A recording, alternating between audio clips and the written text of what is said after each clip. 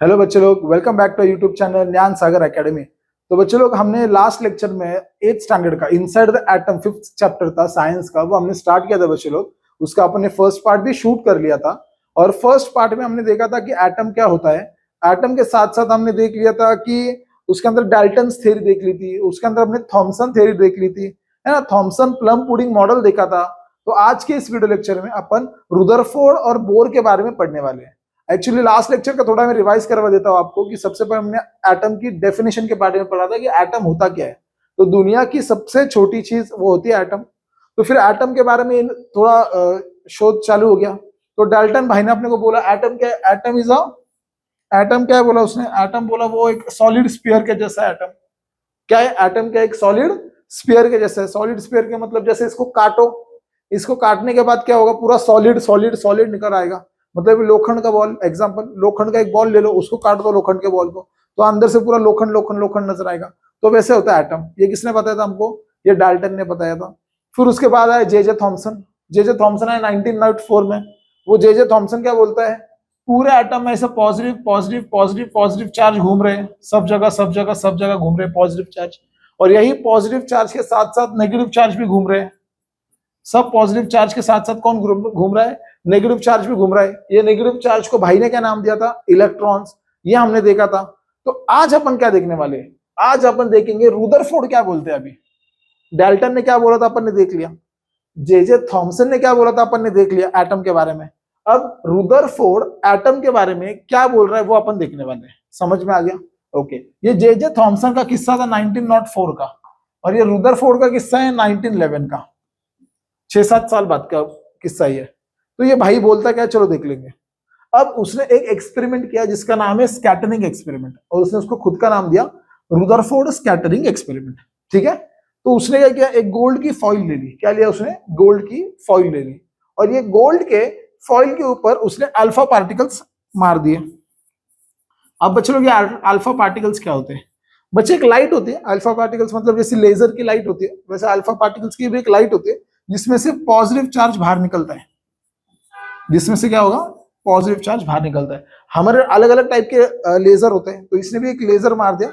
Laser में क्या था, अल्फा पार्टिकल से वापस पॉजिटिव चार्ज वाले उसके ऊपर मार दिया, गोल्ड फॉइल के ऊपर। तो उसने गोल्ड फॉइल के ऊपर वो लेजर मारने के बाद उसको ये बात समझ में आई कि कुछ कुछ पार्टिकल्स क्या हुए थे, ऐसा पीछे जा रहे थे, कुछ कुछ पार्टिकल्स ठोक के वापस आ रहे थे। ठीक है।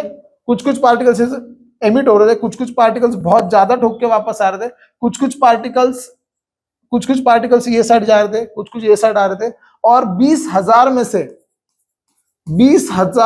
लाइट में से एक लाइट ऐसी थी, 20,000 लाइट में से एक लाइट ऐसी थी जो सीधा जाती थी, ठोक के वापस रिटर्न आती थी। समझ में आ गया मैं क्या बोल रहा? देखो, सुनो, ठीक से सुनो। उसने एक स्कैटरिंग एक्सपेरिमेंट किया। स्कैटरिंग एक्सपेरिमेंट में उसने क्या किया, गोल्ड फॉइल रखी। गोल्ड की फॉइल मतलब गोल्ड का पतरा रख दिया उधर, उसके ऊपर उसने अल्फा रेज मार दिया। अल्फा रेज मतलब पॉजिटिव चार्ज मार दिया उसके ऊपर।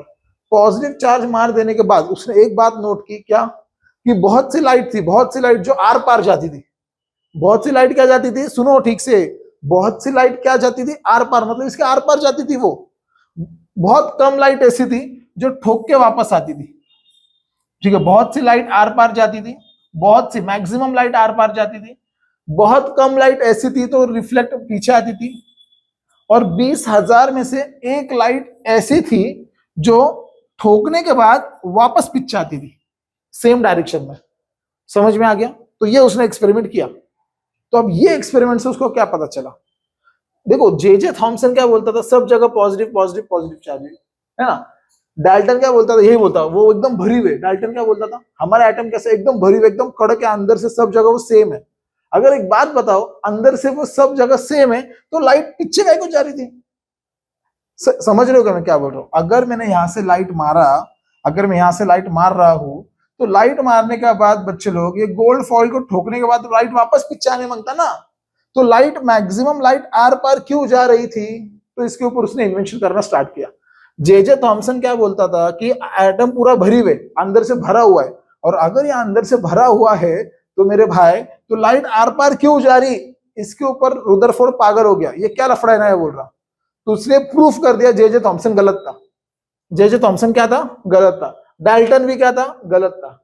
ठीक है, तो इसने प्रूफ करके बताया कि एटम अंदर से भरा हुआ नहीं है। ठीक है, ये बात समझ में आ गई तुमको? ओके, ये बात समझ में आ गई, तो चलो आगे देख लेंगे। तो थोड़ा यहाँ पर देखो, एक डायग्राम मैंने बना दिया तुम लोगों के लिए। ठीक है, ये एक एटम बना लिया मैंने, एटम है। तो रुदरफोर्ड ने एक्सपेरिमेंट यही किया था। क्या किया था रुदरफोर्ड ने?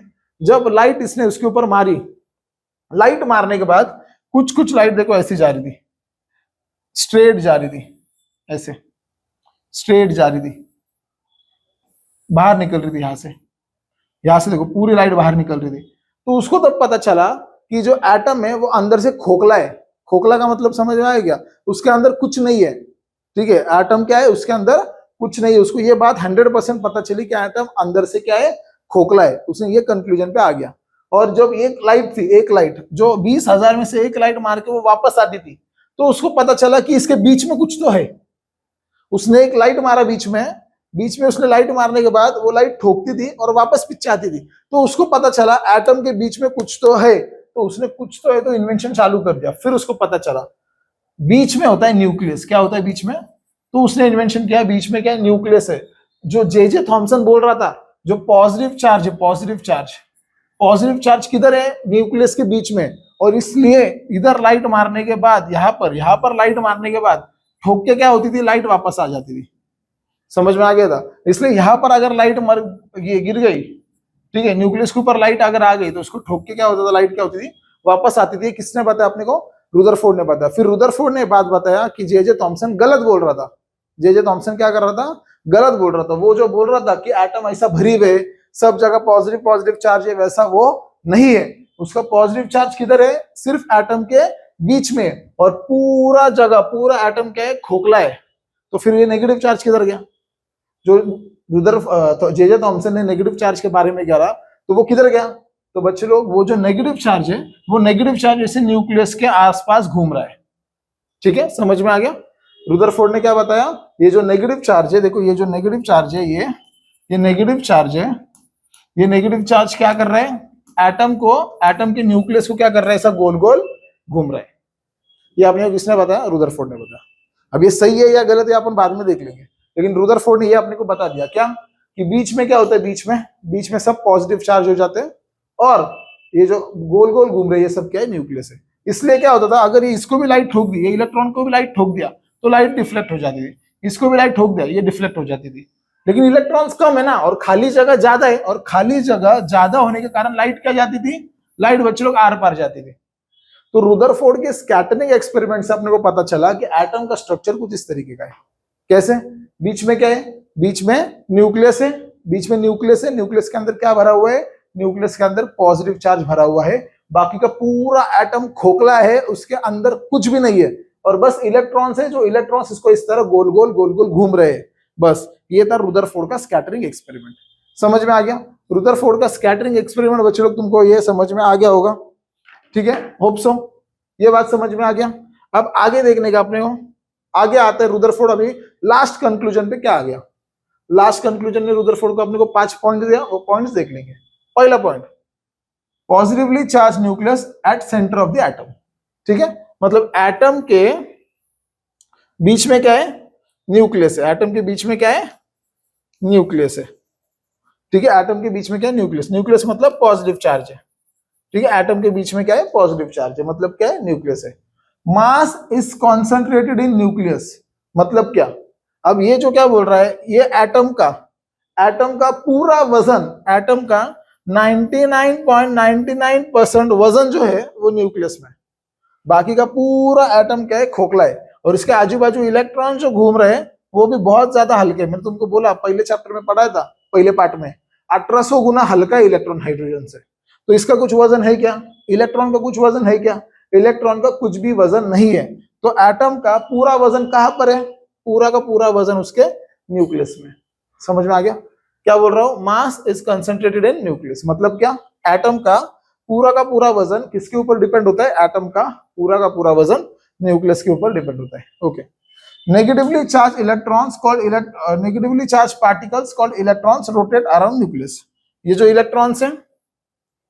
इलेक्ट्रॉन्स है, इसके आजू बाजू वो लोग गरबा खेल रहे हैं। ठीक है, देखो यहाँ पर, ठीक है, बीच में न्यूक्लियस है, बीच में न्यूक्लियस है और ये सारे इलेक्ट्रॉन्स क्या करेंगे, इसके आजू बाजू रोटेट हो के गोल गोल करके यहाँ पर क्या करेंगे, वो लोग गरबा खेल देंगे, ठीक है, उसके आसपास गोल घूमेंगे। Okay, next, negative charge is equal to positive charge. अब वापस एक बात, जितने नंबर ऑफ इलेक्ट्रॉन्स है उतने ही नंबर ऑफ पॉजिटिव चार्ज है, यानी कि प्रोटॉन्स। पॉजिटिव चार्ज को बच्चों लोग दूसरा नाम होता है प्रोटॉन्स, ध्यान में रखने का। पॉजिटिव चार्ज को दूसरा नाम क्या है, प्रोटॉन्स। नेगेटिव चार्ज को दूसरा नाम क्या है, इलेक्ट्रॉन्स। तो वो क्या बोलता है, जितने पॉजिटिव चार्ज है उतने ही नेगेटिव चार्ज है। अगर ये एटम में 10 पॉजिटिव चार्ज है तो बच्चों लोग उसी एटम में 10 नेगेटिव चार्ज भी है। तो पॉजिटिव और नेगेटिव क्या हो जाता है, न्यूट्रल हो जाता है। पॉजिटिव और नेगेटिव क्या हो जाता है, न्यूट्रल हो जाता है। इसलिए अपना एटम कैसा है, एटम इज न्यूट्रल। समझ में आ गया, जितना पॉजिटिव चार्ज है उतना नेगेटिव चार्ज भी है, और जितना पॉजिटिव है उतना नेगेटिव। इसका मतलब एटम क्या हो गया, एटम न्यूट्रल हो गया। Empty space between nucleus and electrons. तो ये दोनों के बीच में ऐसा बॉन्ड नहीं है, ऐसा बॉन्ड नहीं है, देखो ऐसा का चक्र नहीं है, पूरा भरीव नहीं है। तो वो लोग क्या बोल रहे हैं, न्यूक्लियस और इलेक्ट्रॉन्स के बीच में खाली जगह है। इलेक्ट्रॉन्स और न्यूक्लियस के बीच में क्या है, जगह कैसी है, वो खाली है। मैंने बोला अंदर से एटम कैसे खोखला है, तुमने बांबू देखा क्या, बांबू को अंदर से देख लो ऐसा आग लगेगा, पूरा का पूरा खोखला है। वैसे एटम भी अंदर से क्या पूरा का पूरा खोखला है बच्चे लोग। खोखला है मतलब उसके अंदर जगह नहीं, जगह बहुत है, वो भरीव नहीं है, ठीक है, उसके अंदर कुछ चीजें नहीं है, सिर्फ न्यूक्लियस और इलेक्ट्रॉन्स उसको ऐसे गोल गोल घूम रहे हैं, ठीक है, समझ में आ गया। तो ये आपने को बोला रुदरफोर्ड ने। होप सो रुदरफोर्ड की सारी चीजें आपने को समझ में आ गई। अब अपन देखेंगे कि बोर क्या बोलता है, ठीक है। पहला अपन ने क्या देखा, डाल्टन देखा, फिर देखा जे थॉमसन देखा, फिर अपन ने देखा रुदरफोर्ड देखा। अब अपन देखने वाले हैं बोर के बारे में कि बोर क्या बोलता है। तो आ गया बोर एटॉमिक मॉडल। तो बोर एटॉमिक मॉडल बच्चे लोग पढ़ने से पहले एक बात तुमको मैं बता देता हूँ, रुदरफोर्ड का एक ड्रॉबैक भी था, यहां पर मैंने लिख दिया। रुदरफोर्ड का क्या था, एक ड्रॉबैक भी था। वो क्या बोलता है रुदरफोर्ड कि ये जो इलेक्ट्रॉन्स है, ये जो इलेक्ट्रॉन्स है वो इधर गरबा खेल रहे हैं ना, यहाँ पर क्या कर रहे थे, वो बीच में न्यूक्लियस है ना, और ये लोग इधर क्या कर रहे थे, गोल घूम घूम के ऐसा गरबा खेल रहे थे। तो उसका क्या बोलता है, वो गरबा खेल खेल के वहां पर बीच में थक के न्यूक्लियस के अंदर गिरना मांगता, ठीक है। जो भी चीज गोल घूमती है, जो भी चीज रुदरफोर्ड के हिसाब से, रुदरफोर्ड के हिसाब से क्या बोल रहा है वो, जो भी चीज गोल घूमती है, जो भी चीज गोल घूमती है, वो गोल घूमने के बाद क्या होगा, वो थक के उसकी एनर्जी खत्म होके वो न्यूक्लियस के अंदर गिरना मांगता। ऐसा रुदरफोर्ड बोल रहा था, ठीक है। समझ में आ गया क्या मतलब क्या, एक बार देख लेंगे। देखो ये न्यूक्लियस है, ये इलेक्ट्रॉन है सपोज, ये इलेक्ट्रॉन क्या करेगा, ऐसा गोल घूमेगा घूमेगा, वापस यहाँ पर आएगा, वो थक जाएगा। थक जाने के बाद वो ऐसा ऐसा ऐसा ऐसा करके इसके अंदर क्या होने मांगता, वो उसके अंदर जाके वो गिरना मांगता, उसके अंदर जाके क्या होना मांगता, वो गिरना मांगता। वो रुदरफोर्ड बोल रहा था ऐसा होना मांगता था, लेकिन वैसे उसके बारे में उसने कुछ प्रूफ दिया क्या, नहीं दिया। वो बोल रहा था ऐसा होता है या फिर होना मांगता, लेकिन उसके बारे में कुछ प्रूफ था क्या, उसके पास नहीं था। तो ये उसका ड्रॉबैक था, असल में वैसे नहीं होता, ये बोर ने अपने को प्रूफ करके बता दिया, ठीक है। समझ में आ गया, थोड़ा कंफ्यूजिंग है, सिर्फ थोड़े किससे बताया इन लोगों ने। तो चलो जाके देख लेंगे बोर क्या बोलता है। ओके, आज का लास्ट पार्ट है बच्चों लोग, ठीक है। बोर एटॉमिक मॉडल जल्दी खत्म करेंगे, टेंशन घ्यायचं नाही। हाँ, Bohr model, electron rotate in concentric circle. अभी ये भाई देखो क्या बोलता है, ये मैंने तुमको एटम का चित्र बना के दिया है, बहुत बड़ा निकाल दिया एटम तुम लोगों के लिए। अब अपने को मालूम है रुदरफोर्ड ने क्या बोला, बीच में क्या होता है, न्यूक्लियस। रुदरफोर्ड ने क्या बोला, बीच में क्या है, न्यूक्लियस, मतलब सारे पॉजिटिव चार्ज की तरह न्यूक्लियस में होता है, ठीक है। वो अब उसने क्या बोला, जो इलेक्ट्रॉन होता है, देखो ये जो इलेक्ट्रॉन यहाँ पर, उसको एक वही गोल ऑर्बिट में वो घूमते रहेगा। क्या बोला उसने, इलेक्ट्रॉन जो होता है वो वही एक सिंगल ऑर्बिट में घूमते रहेगा।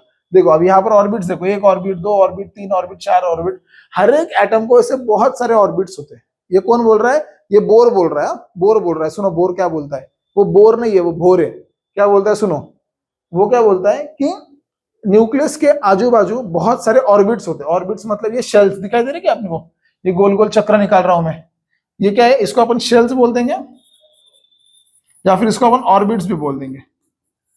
बहुत सारे ऑर्बिट्स होते हैं।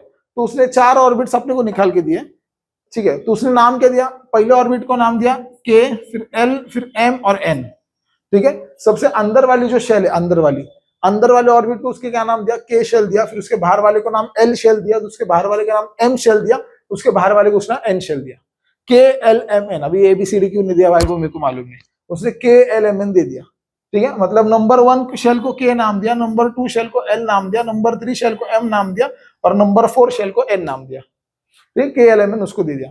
तो वो क्या बोल रहा है, ठीक से सुनो, वो क्या बोलता है, अगर इलेक्ट्रॉन के शेल में रहेगा, अगर इलेक्ट्रॉन के शेल में रहेगा तो वो के शेल में ही रहेगा, वो इधर ही, उसको पूरी जिंदगी वो इधर ही गोल गोल गोल गोल गोल गोल चक्कर मारते रहेगा। ठीक है, उसकी ना एनर्जी कम होगी, ना ही उसकी एनर्जी ज्यादा होगी, ना ही उसकी एनर्जी कम होकर वो न्यूक्लियस के अंदर गिरेगा। जैसे पीछे रुदरफोर्ड बोल रहा था कि ऐसा बीच में न्यूक्लियस है, यहाँ पर इलेक्ट्रॉन है, वो गोल घूम के इसके अंदर क्या होने मांगता, गिरना मांगता। ठीक है, लेकिन वैसा नहीं होता। बोर क्या बोलता है, वैसा कुछ होता नहीं भाई, क्योंकि एनर्जी क्या होती है, स्टेबल होती है, एनर्जी कांस्टेंट होती है। मतलब यहाँ पर जो इलेक्ट्रॉन है, यहाँ पर का इलेक्ट्रॉन क्या होगा, ऐसा गोल घूमेगा, गोल गोल गोल गोल, वही पूरी जिंदगी भर वो वही गोल घूमते रहेगा। ठीक है, समझ में आ गया। अगर इलेक्ट्रॉन यहाँ पर है एल वाली शेल में, तो यहीं पर वो गोल गोल गोल गोल घूमता बैठेगा, तो वो ना एनर्जी कम होगी, ना उसकी एनर्जी ज्यादा होगी, ना वो बीच में जाके गिरेगा, वो उधर ही गोल घूमता रहेगा। अगर इलेक्ट्रॉन यहाँ होगा तो वो यहाँ पर गोल गोल गोल गोल घूमता होगा, अगर वो इलेक्ट्रॉन यहाँ होगा तो वहीं पर इलेक्ट्रॉन क्या होगा, गोल गोल गोल गोल घूमता रहेगा। तो ये कौन बोल रहा है अपने को, ये अपने को बोर बोल रहा है। ठीक है, energy of an electron is constant in orbit. अब ये एनर्जी, अब देखो एग्जांपल, सपोज ये जो इलेक्ट्रॉन है, ये जो इलेक्ट्रॉन है, इसकी एनर्जी 10 जूल है। अभी बहुत बोल दिया मैंने, लेकिन एग्जांपल समझ लो। अभी इसकी एनर्जी 10 जूल है, तो वो उतनी ही रहेगी, ना वो कम होगी ना वो ज्यादा होगी, वो जिंदगी भर उधर गोल घूमते रहेगा। वापस बोल रहा हूँ, एक इलेक्ट्रॉन जो शेल में, वो इलेक्ट्रॉन वही शेल में रहेगा। एक इलेक्ट्रॉन जो शेल में, वो इलेक्ट्रॉन वही शेल में रहेगा, ना ही उसकी एनर्जी कम होगी, ना ही उसकी एनर्जी ज्यादा होगी, वो वही एनर्जी से जिंदगी भर जीता रहेगा। समझ में आ गया? ओके। अब electron jumps from inner orbit to outer orbit, absorbs energy. अब यहां पर देखो किस्सा क्या है। अगर सपोज इलेक्ट्रॉन के शेल में, अगर सपोज इलेक्ट्रॉन के शेल में और इसने जंप मार के एल शेल में आ गया, मतलब अंदर के ऑर्बिट में से वो बाहर के ऑर्बिट में आ गया, अंदर के ऑर्बिट में से वो बाहर के ऑर्बिट में आ गया, तो वो एनर्जी एब्जॉर्ब कर लेगा। क्या करेगा? वो एनर्जी एब्जॉर्ब कर लेगा। ऐसे हो सकता है, अगर यहाँ पर एक इलेक्ट्रॉन है, इसकी एनर्जी 10 जूल है, यहाँ पर एक इलेक्ट्रॉन है, उसकी एनर्जी 10 जूल है, यहाँ पर मतलब के शेल में एक इलेक्ट्रॉन है, उसकी एनर्जी 10 जूल है। अब वो क्या करेगा? जंप मार के बाहर के शेल में आ गया, अगर सपोज ये वाले शेल में आ गया, तो वो क्या करेगा? एनर्जी एब्जॉर्ब कर लेगा। एब्जॉर्ब कर लेगा मतलब वो 10 की जगह भी उसके पास कितनी एनर्जी रहेगी? 15 जूल एनर्जी देंगी। एग्जाम्पल बता रहा हूं मैं, समझ में आ रहा हूं? समझ में आ रहा है क्या हो रहा? अगर सपोज एक इलेक्ट्रॉन अंदर वाले शेल में, अंदर वाले मतलब के शेल में, और वो जंप मार के बाहर वाले शेल में आ गया, बाहर वाले शेल में वो आ गया, जब वो बाहर वाले शेल में आएगा बच्चों लोग, वो एनर्जी क्या करेगा? एब्जॉर्ब करेगा। एनर्जी क्या करेगा? वो बाहर की एनर्जी एब्जॉर्ब कर लेगा। मतलब पहले 10 थी तो अभी कितने बन गए? वो 15 हो गए। और अगर सपोज उल्टा हो गया, उल्टा हो गया, उल्टा हो गया मतलब क्या होगा? इलेक्ट्रॉन यहां पर है, कलर दूसरा ले लेंगे। अगर इलेक्ट्रॉन सपोज यहां पर है, बाहर वाले शेल में, बाहर वाले शेल में इलेक्ट्रॉन है, और वो अंदर वाले शेल में उड़ी मार दिया उसने, उसने क्या कर दिया? अभी अंदर वाले शेल में उड़ी मार दी, तो वो एनर्जी एमिट करेगा। एमिट करेगा मतलब वो एनर्जी छोड़ देगा। उसका एग्जांपल बता देता हूं। अगर ये इलेक्ट्रॉन बाहर वाले शेल में, बाहर मतलब एल शेल में, और उसके पास 15 जूल की एनर्जी है, कितनी एनर्जी उसके पास? 15 जूल की एनर्जी। अगर उसने अंदर उड़ी मार दी, अंदर उड़ी मार देने के बाद वो एनर्जी क्या करेगा? एमिट करेगा। एमिट करेगा मतलब क्या करेगा? थोड़ी बहुत एनर्जी क्या कर देगा? वो छोड़ देगा। समझ में आ गया? थोड़ी बहुत एनर्जी क्या कर देगा? वो छोड़ देगा। ये बोलेंगे अपन एमिट कर दिया। ठीक है, यहाँ पर लिख दिया एमिट कर दिया। ठीक है बच्चों, तो बोर ने अपने को इतना ही कहा था, और बहुत सारी चीजें आपने को चैप्टर में पढ़नी है। मुझे पता है थोड़ा सा कंफ्यूजिंग चैप्टर है बच्चे लोग, लेकिन बहुत सिंपल लैंग्वेज में आपको पढ़ाने की कोशिश कर रहा हूँ। मैं तो बोल रहा हूँ ये वीडियो 2 बार देखो, 3 बार देखो, तो आपको बहुत अच्छी तरह से समझ में आ जाएगा। ये एक स्टोरी टाइप है, स्टोरी टाइप। तो उनको मैं आपको एक अगर फ्रेम कर दूं लास्ट में इसकी स्टोरी, तो देख लो कैसा था। पहला था डाल्टन साइंटिस्ट था। डाल्टन क्या बोलता था? एटम एक ऐसा गोल लोखंड के पत्थर के माफी थे, उसके अंदर कुछ नहीं, पूरा भरा हुआ है। अगर मैं एटम को कट कर दूंगा, उसके अंदर क्या दिखेगा? पूरा भरा हुआ दिखेगा। ये कौन बोलता था? डाल्टन बोलता था। फिर कौन आया? थॉमसन आ गया।